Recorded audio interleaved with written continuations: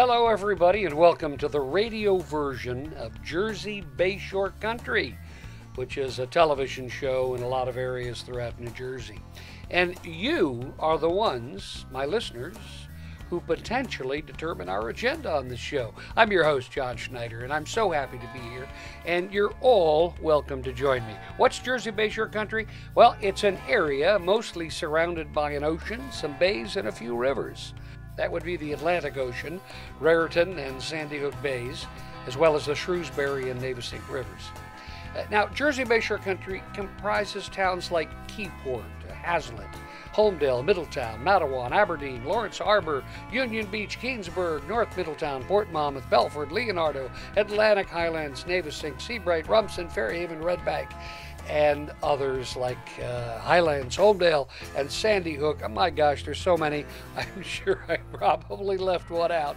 And it also includes a lot of small villages as well that we'll talk about throughout the program. I'm going to talk about the Bayshore, if I must, but I'd like you to talk about it with me. So you got to call in and be part of the program. If you don't call in, that's okay too. I have plenty to talk about. Your questions or comments are eagerly accepted, and I hope you will, in fact, join me on the air. You don't even have to give your name. Use a made-up name if you want to, okay? So if you want to just listen, that's cool too. So here we go, the first program of 2016.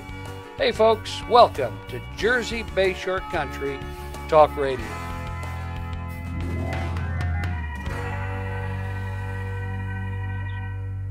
Yes, my name is Les Horner, and I have a Facebook group called the Memories of New Jersey. And when did you start the Facebook group, and why? What's its purpose? Well, John, I started it, I guess about 2 years ago now. And I started it simply to share some old photos with folks that just don't have a chance to see them, hoping that we give them that chance.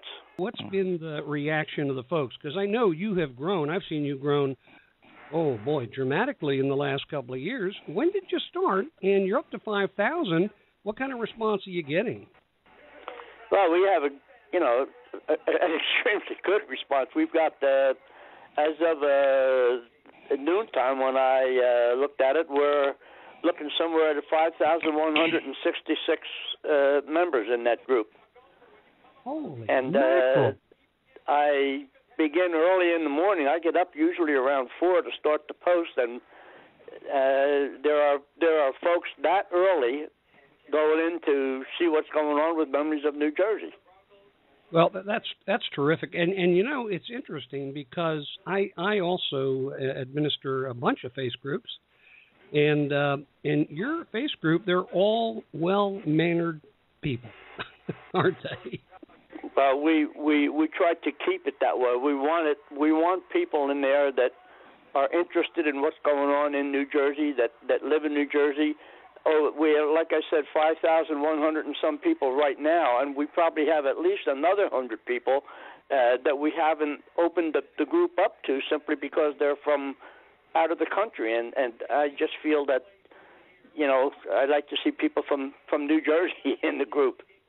Well, and you know, let's just stop for a minute and remind people that Memories of New Jersey is a Facebook group that Len Horner started, and he posts from morning until night all kinds of historical pictures in the Jersey Shore, the Jersey Bayshore. You're not limited to this area, are you? No. I up in Union, Jersey City, anything in New Jersey we're interested in sharing. Oh, that's great. And you know, I got to admit to everybody who's listening here, you are my secret weapon, because when I do a documentary, like I just recently did a documentary on Aero Marine, and I gave Les a call, and I said, do you have any photographs of Aero Marine? And he says, do I? He brought a binder that it's like 5 inches thick, wasn't it? Yeah, I guess it was just about that. There was quite a few pictures in that book, yep. Boy, I tell you, and so anytime I work on a documentary now, I give my friend Les a call. Now, Les, you were up to see me last year, and you're up to see me today. And I live in Keyport right now, and Les, you were from Keyport. As you look at all these pictures, what do you must sort of project yourself back into that time. What do you reflect on in terms of what you see in a lot of these pictures? Is there a common theme? Well, John, I grew up in a section of Keyport back then known as Winkletown. It was also known as Mechanicsville. It's better known today as South Keyport, the section of Keyport between Highway 35 and Highway 36.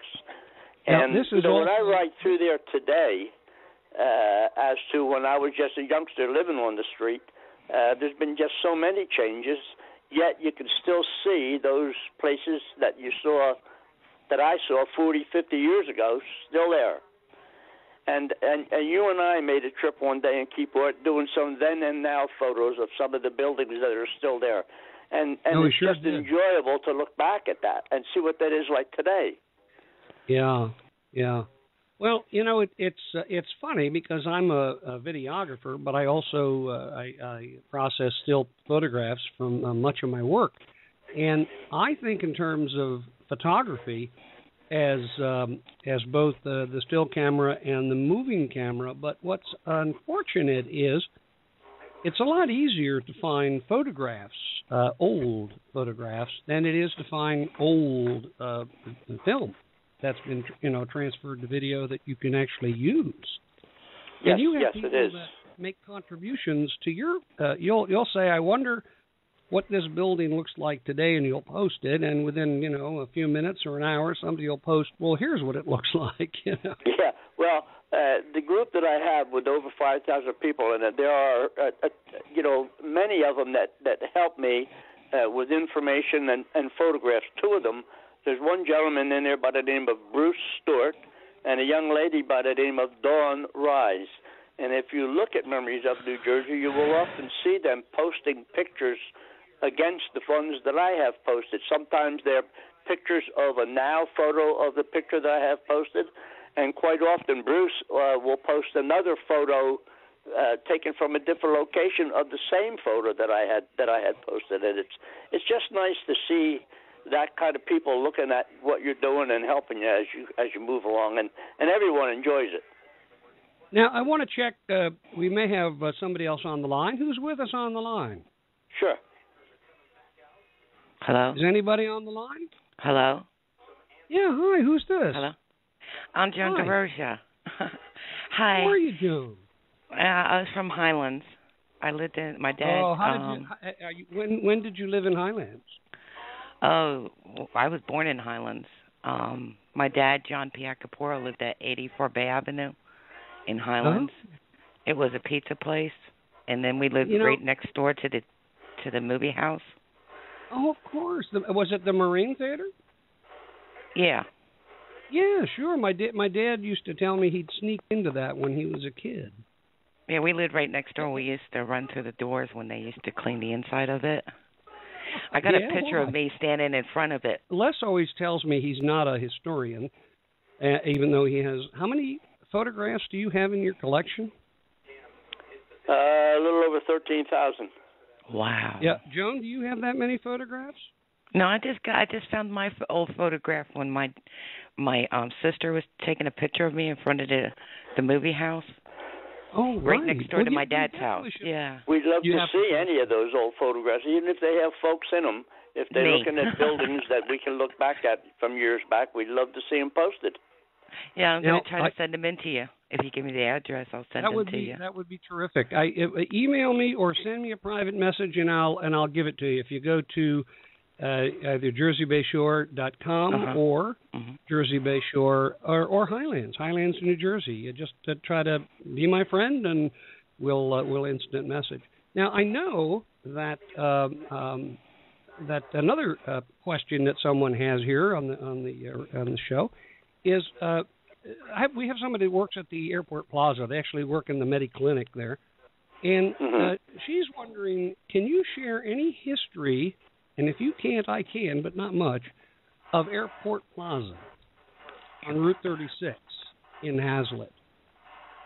Well, it was Wallings Airport before it became a shopping center. It's where I got my first airplane ride. A gentleman that owned the Hazlitt Lunch on Highway 35 had an airplane there. I can remember as a youngster. I think I was about 14 or 15 years old when I got my first plane ride there. But it was an old airport years back. Who's with us? It's Allison. Allison, how are you? Now, where are you calling from tonight? Tonight, I am at home in Leonardo, New Jersey. Oh, Leonardo. Leonardo, for those of you who don't know, is a village of Middletown, but I like to think of it as its own place. It has a wonderful old cemetery on a corner in the neighborhood there. It's got a public boat ramp and a wonderful marina. And John Luke has a boatyard there. And it's a wonderful little town. And also, you're right next to the super-secret Naval Weapons Station Earl, aren't you, Allison? Indeed. I flew my drone over your town once, and I was afraid. Because I actually flew the drone in a marina. It was the marina in Fort Monmouth, and it went up. I was doing a promotion for them. And suddenly this black balloon kind of thing hovered over my drone, and I went, uh-oh, that is our friends at Naval Weapons Station Earl. I don't want to be on another list, so I got down right away. Yeah, so you got to Allison, be careful if you bring your kayaks over there, too. Oh, yeah, absolutely. I've been chased out of the secret or the no trespassing zone in my boat a couple of times. And I remember one day I was shooting a shot of the gate on Route 36, and an officer walked over to me. I get that all the time when I'm shooting in places I probably shouldn't be in. He walked over and he says, "What are you doing?" And you don't act like a smart aleck with these guys. And I said, "Well, I'm just shooting, I'm with Jersey Bayshore Country and blah, blah, blah." He says, "I'm going to have to look at your video." I said, "Really?" So I had to not open it up, but display the screen and let him see what I shot. And he actually made me delete 2 scenes. Nothing that I could tell. Recently you've been posting a lot of stories about cemeteries, and I happen to be fascinated by them also and visit a lot of the older tombs and so forth. But neat. I was wondering if either of you could share some history about that cemetery here in Leonardo, because it was also known as the Green Light Cemetery, and I've gone there at night to try to find that light, and I have yet to find it. Is it no longer there? What was that light? I didn't think it was the Leonardo Cemetery. I thought it was some other cemetery that I had never heard of. Well, I tell you what, Allison, I'm gonna do some research on that for you. This is an odd area. Mostly because it's old, and also because so many old homes dating pre-Revolutionary War sometimes are either haunted, or there's some strange stuff going on, like Whippoorwill Road is supposed to be the site of some crazy stuff. You also found, I think you did a story on Bud's grave, which was by you in Highlands at the time. Bud's grave. Well, there's a little controversy there. We don't know that it's a grave necessarily, but a lot of people thought it was a tribute to his son who was killed, but we're not sure that the son was killed either. Let's see who we have joining us here. Who's on the line?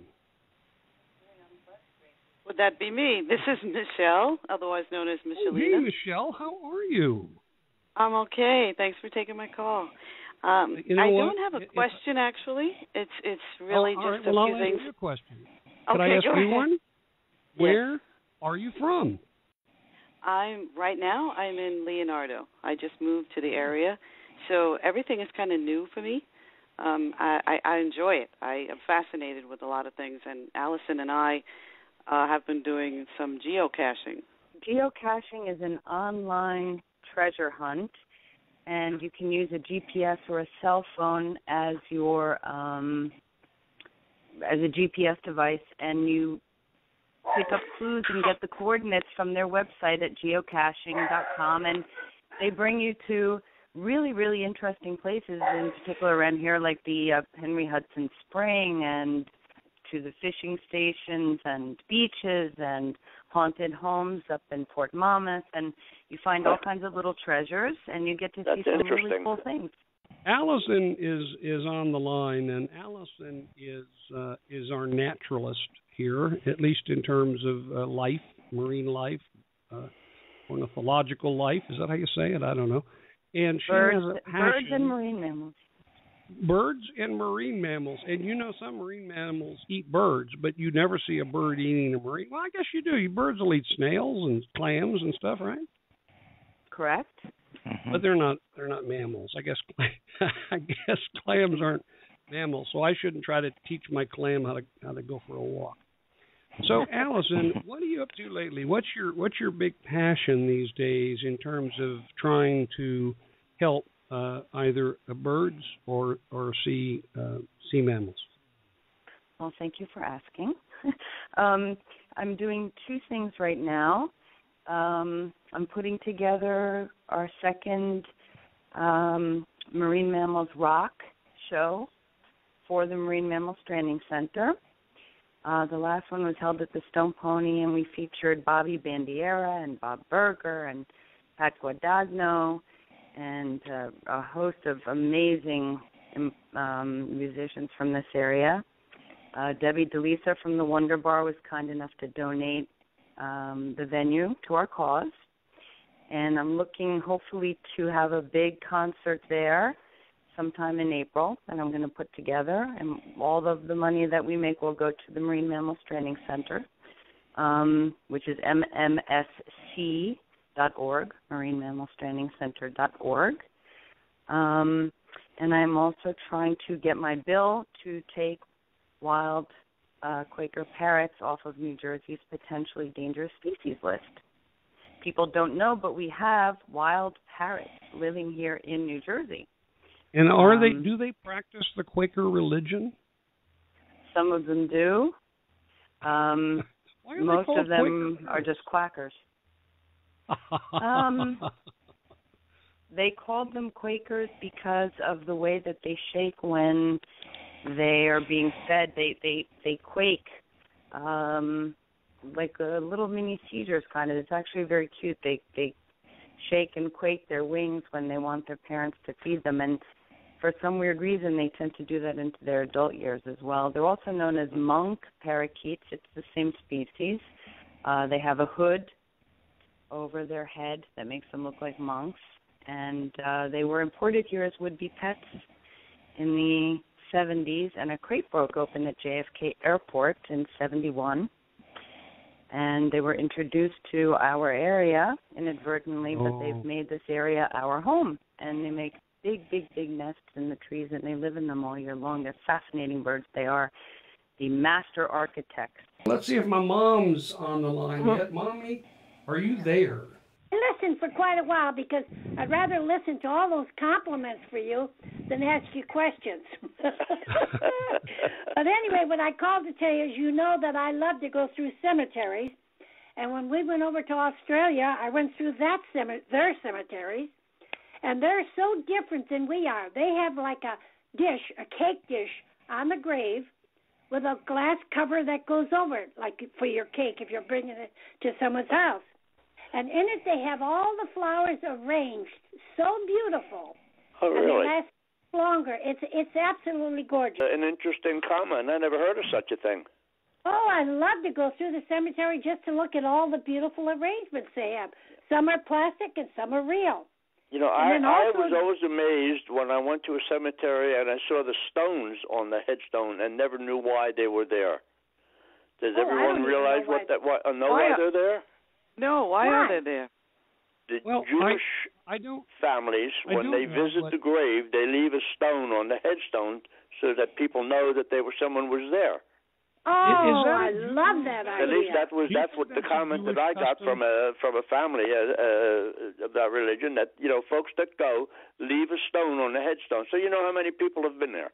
As part of the Jersey Bayshore Country television show, I'm interviewing the New Jersey medium, and she's coming over to my place, and we're going to try to raise the spirits Sounds good. I've been to haunted houses, and I've spent the night in the Burroughs Mansion a couple of times, and I did a show on that. But I've never done a show on a medium. Has anybody ever been or seen or talked to a medium? Mm-hmm. Tell me, Michelle, what was it like? It was a little weird, to tell you the truth. It was last year. I had gone to a medium party, so to speak, and she actually was saying things to me that my mom would have said. My mom and dad passed away, and my sister, who does that a lot, she's not a medium, but she goes a lot and says, you know, before you go, you have to think of them or whoever you want to see or speak to, and ask them to come.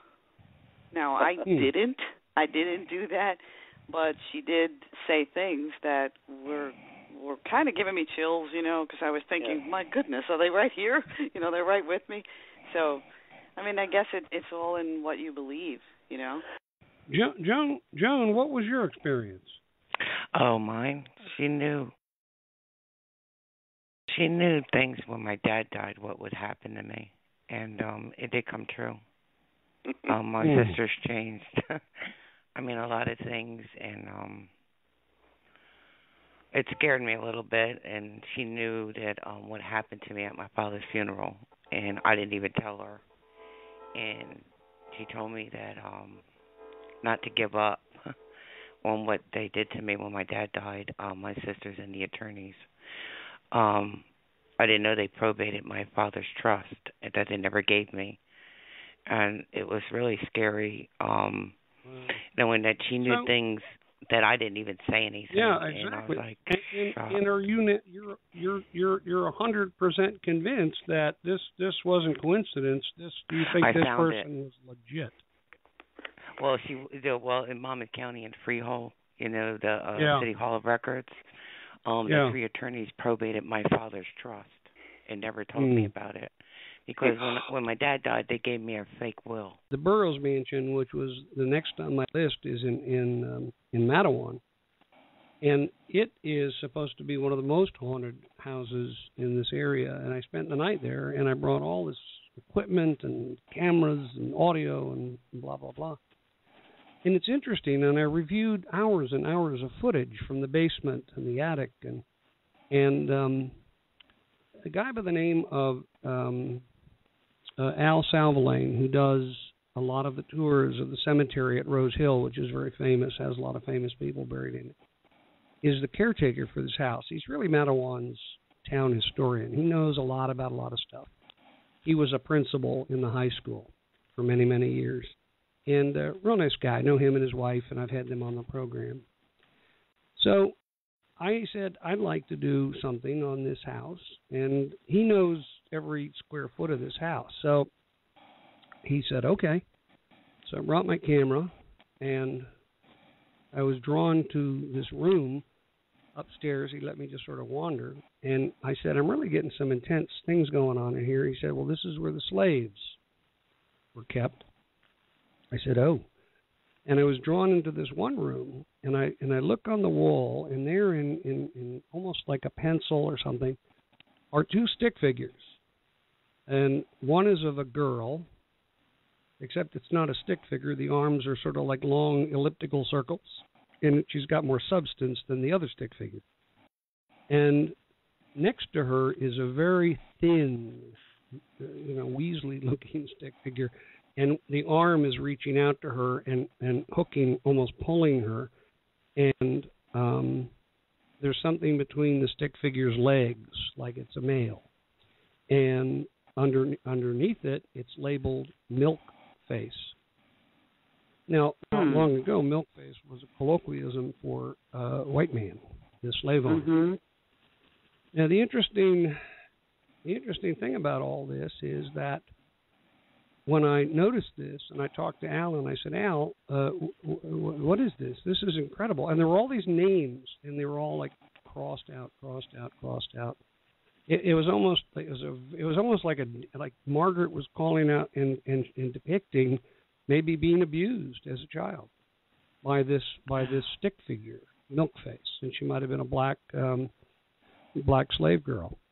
And I said to Al, "What's this all about?" And he said, now he's been the caretaker in this house. He's had scientific investigations in this house and people coming in at least 3 dozen times with all kinds of equipment. And he's had television crews in this house. He knows this house. And he looked at me and he said, "I've never seen that before in my life." So about a month later, I interviewed the president of the New Jersey Paranormal Society. And we're sitting in the house and we're doing the show. And I said, "Have you ever, you've been to this house, you've done 4 or 5 paranormal investigations in this house." And he's got some excellent video footage of this place and some really interesting phenomenon that cannot be explained. And it's in a program that I aired last year, and I'll air it again probably around Halloween. But I said, "Did you see that? You've done this place three times." And I took him up and I showed him. He said, "No, we never saw that." I said, "Really?" So we're sitting at the bottom of the stairs on some chairs, and the lights are up and the camera's rolling. And I said, there's a legend that some people can see Margaret, she was the lady of the house, come down the stairs in sort of a ghostly figure kind of coming down, in the light and all. And people have seen that, apparently. And I said, "Why don't we try to contact Margaret and see if she'll join us for the show?" So we wait a respectable 30 seconds, We're looking around and nothing's happening. And then I say, "Well, I guess that's all the time we have for today's show." And just as I say that, there's a little bright, like a Tinkerbell light, that whisks across the lens of the camera and goes up the stairs and disappears. And it's like a glowing light. It's like a little tiny pinprick. It's not like a big ball of light. It's like the embers of a lit cigarette that are just going right up the stairs. Thanks so much. I hope I hear from you next week. Thanks so much. Bye-bye.